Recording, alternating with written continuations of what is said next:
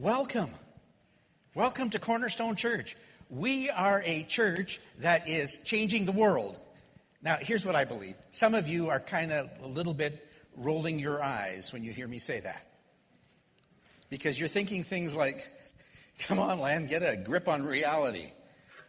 Don't you know that we are one small church in one small city? And how can one small church actually change the world? But I am reminded and encouraged by a passage from Zechariah chapter 4, verse 10. Do not despise the days of, these small beginnings. I like the King James says the days of small beginnings. For the Lord rejoices to see the work begin, to see the plumb line in Zerubbabel's hand. The 7 lamps represent the eyes of the Lord that search all around the world. Don't despise the days of small beginnings. You see, the Lord wanted to encourage a ragtag group of Jews that had left Babylon and come back to Jerusalem after a 70-year exile. And some of them were old enough to remember what that magnificent temple looked like. But the temple had been destroyed. And all they had was rubble. And they were starting to build a little bit. And God wanted to encourage them and remind them not to judge what the outcome would be by the way it began. Because sometimes small beginnings turn into something huge. It's amazing how that happens. You know, it was a couple of decisions of obedience that have changed the world. Do you remember when Jesus saw a group of fishermen and he said, leave your nets, come and follow me? And they did. And you know what it says about them in the Bible? They turned the world upside down. One small obedience. And there was a teenage girl in Nazareth visited by an archangel. And she said, yes, Lord, I'll do what you want me to do. And what happened? She gave birth to the Son of God. And the world has never been the same since, nor will it ever be the same. One of my favorite stories from church history is about a monk who lived in the late 4th century and into the 5th. His name was Telemachus. And he lived out in the desert, and he loved his work. He loved what he did. He had a small garden plot that he worked by hand, and he loved to pray, and he loved to study the Word of God, and he loved to worship. But then one day, he was sure he heard a voice, and he was sure it was the Lord who said to him, Telemachus. And Telemachus said, Lord, what do you want? And he heard this strange command. And the command was this: I want you to go to Rome.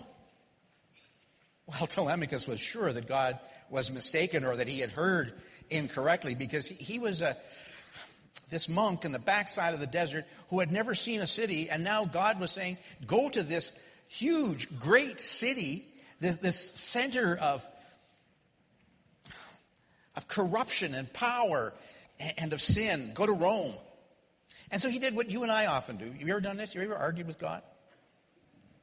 How does that work out for you? It doesn't usually work out that well. But God is so patient. He could just crush us. But instead, he listens to my complaints. He listens to my, I'm going to use a British word here because I like it better than the English word. He listens to my whinging. Don't you like that word? Whinging. Isn't that better than whining? He listens to my whinging, and then he waits until I say, okay. And God knows that I will eventually do that, and I know that he knows what's best. And so eventually Telemachus relented and put all his belongings into a small pack on his back, and he walked to Rome, not knowing why he was going, not knowing what would happen when he got there.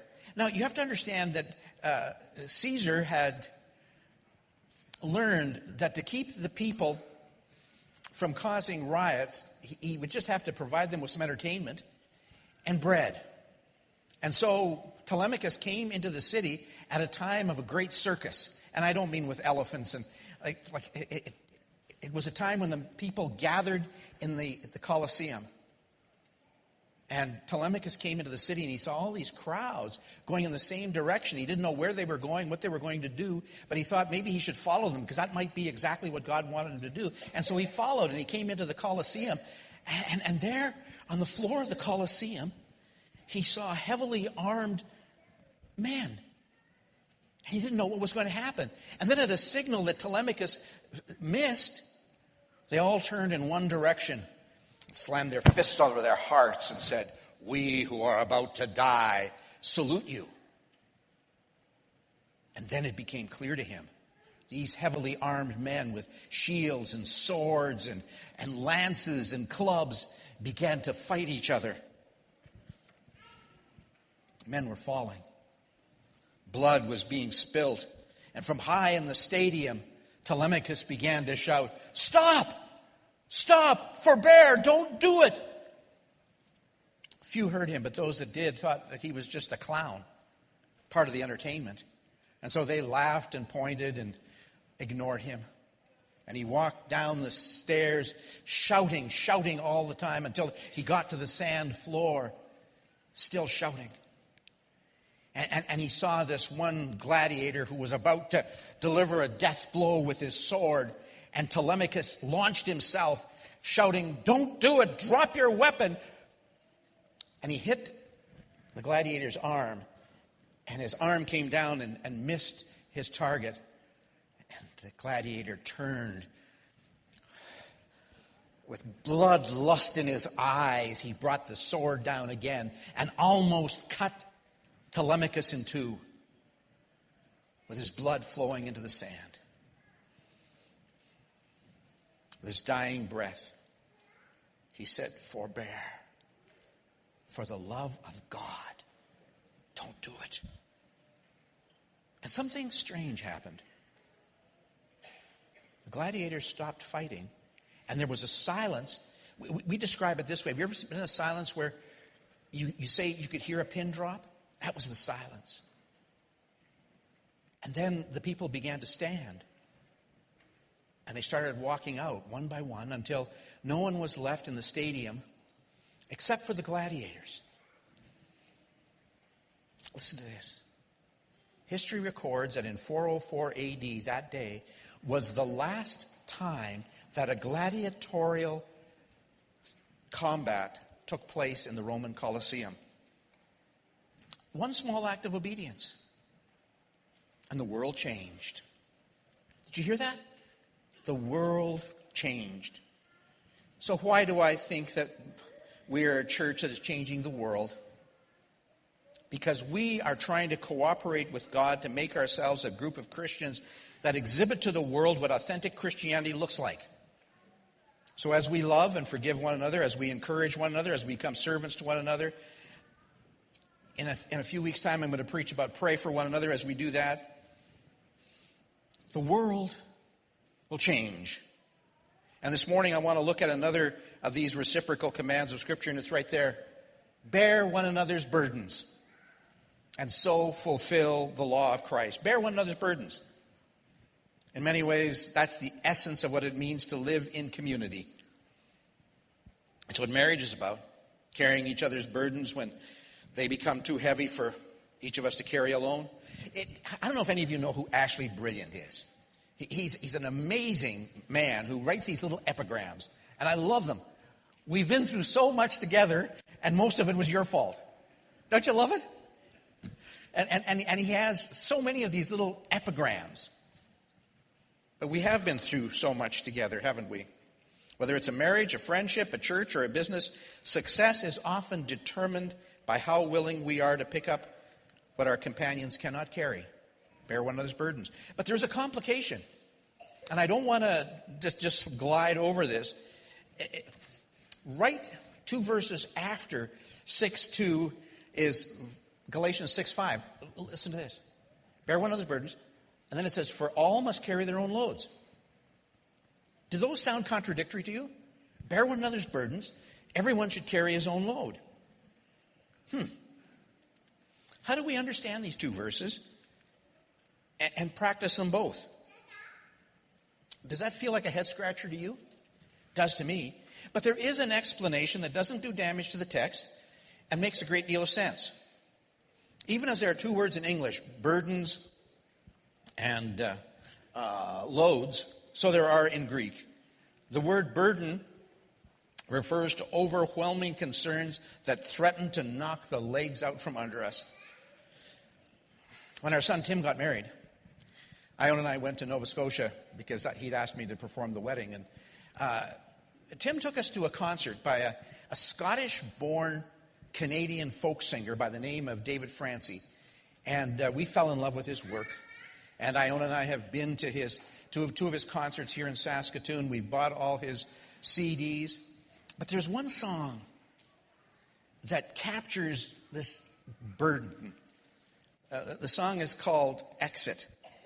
And one of the lines is, not made to carry such a heavy load. Listen to the song. Listen to the song. Let the words penetrate your soul. Rich or poor or young or old, some of us carry a heavy load. Rich or poor or young or old, some of us carry a heavy load. Some walking through the hotel door had one or two or three or four. Some walking home with shoulders bowed, not made to carry such a heavy load. Rich or poor or young or old, some of us carry a heavy load. Rich or poor or young or old, some of us carry a heavy load. And you have to deal with what you got. You can choose your time or maybe not. Turn left or right down a gravel road, not made to carry such a heavy load. Rich or poor or young or old, some of us carry a heavy load. Rich or poor or young or old, some of us carry a heavy load. In a motel room the darkened night, and the years way down and the fading light, and the street light shines on an empty road, not made to carry such a heavy load. Rich or poor or young or old, some of us carry a heavy load. Rich or poor or young or old, some of us carry a heavy load. It's an amazing song. Some of us carry heavy loads. But let's look at the word in verse 5. What does the word loads mean? You see, there are some responsibilities in life that nobody can carry for you. Nobody can. There's an old gospel song that says this: you got to walk that lonesome valley. You got to walk it by yourself. Ain't nobody here can walk it for you. You got to walk it by yourself. Now, that refers to death, but there are other things that no one else can do for me. Let me just give you a few. Nobody can exercise for me. Nobody can go out there and do the exercise so that I can stay healthy. Nobody can eat a healthy diet for me so that I don't, have to suck my breath in if I ever turn sideways. Nobody can practice the spiritual disciplines for me. Those are things that I must do on my own. These are loads that I must carry and that you must carry. There are some that are designed for you and for me. Now, we can spend a lot of interesting time arguing about where that line goes. But let's just set that aside and let's just take a look at what it means to bear one another's burdens. But are we willing to share our burdens? And here's one of the things I've learned. The longer somebody has been a Christian, the less likely we seem to be to let others know if there are problems in our lives. I think one of the most difficult areas or burdens for us to share is when the problems arise out of our children or grandchildren. Now, let me just throw a caution in here. We should never share the burdens of our children or our grandchildren in a large setting without letting them know that we're doing it. Did you hear me? Can you just imagine how embarrassing it could be and really how disrespectful it is? And the truth is that not just for family, we have to be careful what we share. And that's why whenever somebody asks tells me about a need in their lives, I always ask, are you willing to have me put this on the prayer chain? I never put it out without permission, because I don't have that right to make other people's decisions. It's hard for us to let people know when our children make decisions that are turning out badly, because we begin to accuse ourselves that our failures as parents have been the cause of our children's present condition. And before I go any further, I need to acknowledge that not one of us here is a perfect parent. And something else, your parents weren't perfect. Your grandparents weren't perfect. And their parents and grandparents before them. There has been only one perfect parent in all of time. That was God. When he created Adam and Eve, he created Adam and Eve to be his children. Now, how did they turn out? And we can't go and say, well, the reason that Adam and Eve turned out badly is because God sinned or God made mistakes. No, he didn't. There's a myth, a parenting myth out there, and it's this. It goes something like this, that if I do everything right, my kids are going to turn out good. So the flip side of that is, if my kids don't turn out well, I must have made some terrible, terrible errors.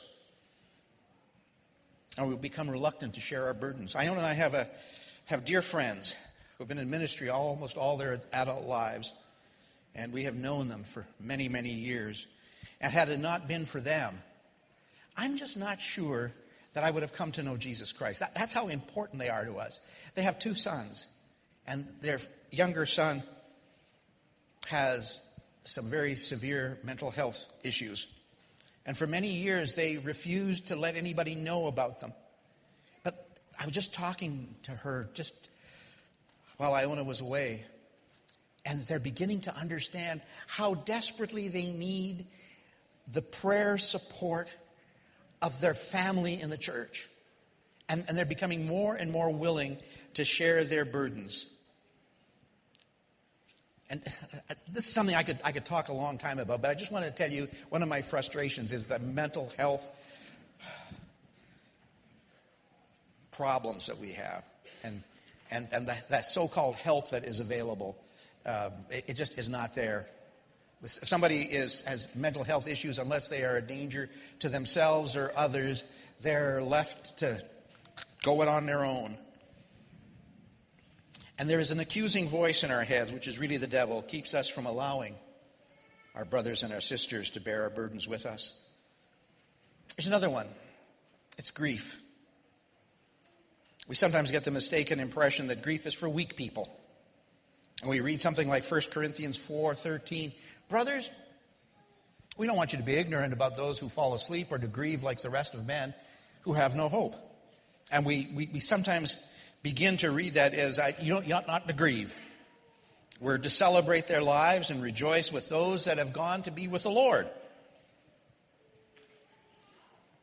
But this is neither reasonable nor is it biblical. Jesus grieved after the death of his cousin, John the Baptist. It says he went out into the desert to be alone, and he was in grief. Burdens, if you don't take notes, this is something you should write down. Burdens we don't share will crush us. Did you hear me? Burdens we don't share will crush us. You have to be willing to share our burdens. I have said on a number of occasions, when you lose someone really close to you, like a spouse, it's like having an amputation of an arm or a leg. Oh, you may have lost your right arm and no longer can be right-handed, and you learn how to be left-handed, or you learn how to walk with a prosthetic limb. But no matter what, it's still missing, isn't it? It's still missing. My mom died 2 years ago, a little over 2. She'd been a widow for almost 40 years. And just before her death, one of the things she said to me is, "Oh, I still miss John. I still miss him."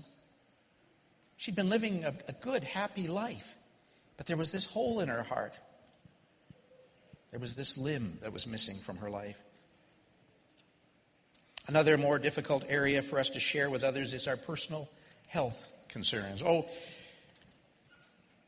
it's okay if the problem is physical. What if it's psychological or emotional? When we were in Winnipeg, we had a woman who had suffered with bipolar disorder for over 40 years. And as a young woman, she talked with some of the older saints of the church, and many of them, trying to be helpful, really trying to be helpful, said to her, "Now, dear, if you just confessed your sins, everything will be all right." And you know what? She never shared again. Most of us cringe when we hear language like that, but we kind of use language like that against ourselves. We accuse ourselves, and we're afraid that we will be judged as not being spiritually mature enough. Neil and Janet had 3 children, 2 boys and a girl. And one of them, the younger boy, was convinced that God had called him to pastoral ministry. And so